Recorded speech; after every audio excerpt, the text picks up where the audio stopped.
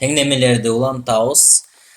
Кашалар болуп калса эмне кылабыз? Кашаларды ачабыз. Биз силер менен кашаларды ачканды караганбыз. Мына буларга көбөйтөбүз. Ошондо 5 көбөйтүлгөн x бөлүнгөн 5 минус анан 5ти 2-ге көбөйтөм. 5 көбөйтүү 2 барабар 1. Бул экөө кыскарып кетет да x калат. 5ти 2-ге көбөйтсөм 10 болот барабар 1.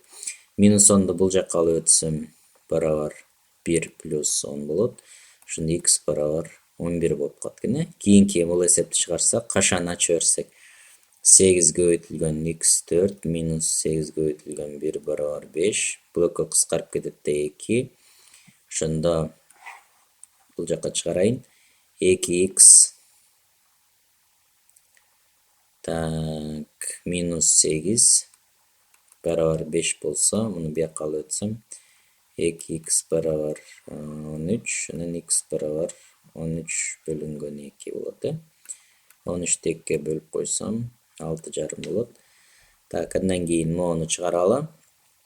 Бул жерде жалпы бөлүмгө келтиребиз мындай учурлардычы. 2 менен 3түн жалпы бөлүмү канча болот? 6 болот. Ошондуктан биз 6га көбөйтүп жиберсек болот.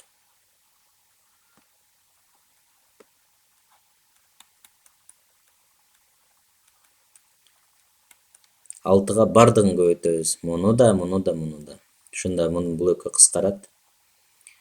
2 муну кашага алышыбыз керек болуп калат да. Мындай бөлчү эмелердичи. 2 калат экен. Ошондо 2x плюс 2 болуп ажырайт. Xти буга да көбөйтөм. Муну менен бул кыскарып кетсе 2 бул 3 болот экен.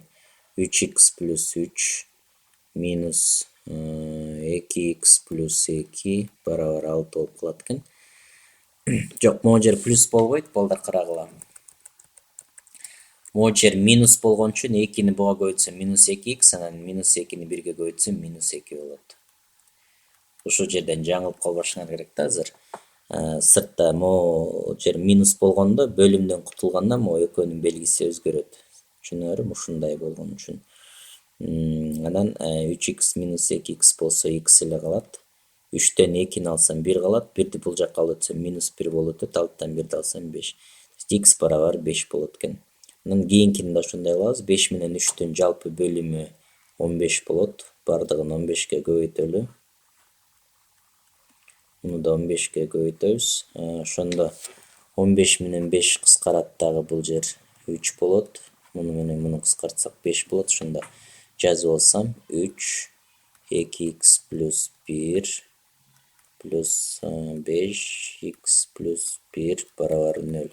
Потому что 0ді 15-ге көбөйтсөм 0 эле болот. Кашаны ачсам 3ті 2-ге көбөйтсөм 6x болот. 3ті 1-ге көбөйтсөм плюс 3. 5ті x-ка көбөйтсөм 5x.